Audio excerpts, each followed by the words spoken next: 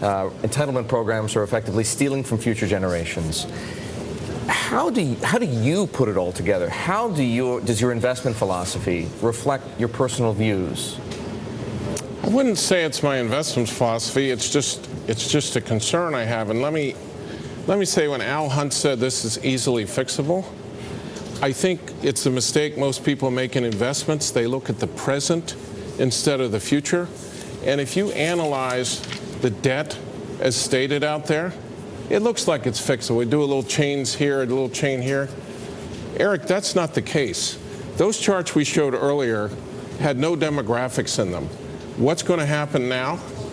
Because 1947 is when the baby booms start, and fertility rates were over 3 then, and they're 2 now. For the next 20 years, every day, 11,000 seniors. Every day, we're going to have 11,000 new seniors. And this is going to make the numbers of seniors who are getting entitlements explode relative to the working population. So instead of having 5 workers supporting an entitlement, you're going to have 2.5 workers. And that is not on the government balance sheet. When you hear this stuff about the national debt being 12 trillion or 16 trillion, depending whether the Fed or Treasury owns it, if you actually took what we've promised to seniors and future taxes and you present value both of them, that number is $200 trillion. That is the problem when you take the debts of future payments to seniors and put them on the balance sheet, and for God's sake, they should be on the balance sheet. And in fact, I mentioned an organization earlier, that the Can Kicks Back. They have sponsored a bill in Congress, the Inform Act, which will bring that. So, true transparency. True transparency, which is a Bloomberg hallmark. We need at least to get that on the books so people see it. The other thing that annoys me on this problem, and then we can move on, is all the solutions, even Paul Ryan, who got absolutely lambasted, pushing grandma off the cliff, even he said, let's exempt everybody 55 and over. Why?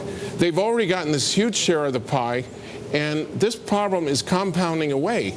So if you don't address it today, the problem is going to be much bigger in 10 years, 20 years, and 30 years. Hugely different. But I got to say, today we're also almost 5 years away from Lehman collapsing. How do you look back on the last 5 years and say, what are the mistakes we've made, and could we make them again? Okay, so I find this situation somewhat bizarre, and it's a little bit colored by how I thought we got into this.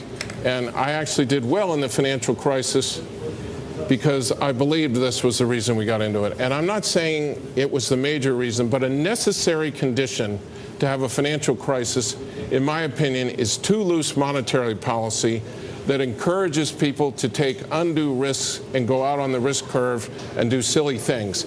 We should have shut this down in 98, 99, the NASDAQ bubble. We should have raised rates. We didn't.